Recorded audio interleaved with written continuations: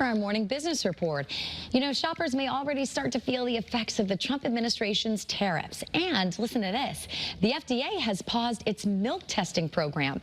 Your reporter Jane King is live at the New York Stock Exchange now with these stories and much more for us. Good morning, Jane. Hi, Nicole. Good morning. Yes, well, businesses dealing with the early stages of tariffs are looking for ways to pass those increasing costs on to customers. Now, the Federal Reserve's Beige Book says that companies reported getting notices from suppliers about rising costs, and they're looking to find ways not to absorb those costs while kind of wondering about their ability to be able to pass those on to customers. The report noted there is pervasive uncertainty over international trade policy at the moment.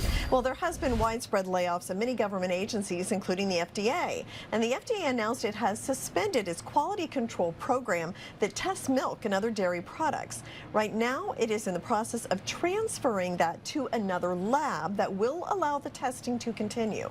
A spokesperson for the FDA tells the Washington Post the changes should not affect consumers, and dairy facilities also still continually regularly test and inspect the milk. And the Supreme Court is considering a case that could impact car emission standards across the country. This case centers on a waiver that the EPA granted California in 2022 that let it have stricter vehicle emission standards than what is required by federal law.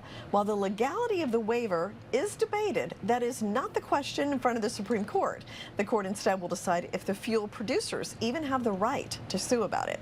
Well, remarks by President Trump and Treasury Secretary Bissett fueled a rebound in the markets yesterday. They expressed some optimism about talks with China about tariffs. So stocks did close sharply higher, but off the highs of the day. This morning they were back down. China overnight says there are no talks going on.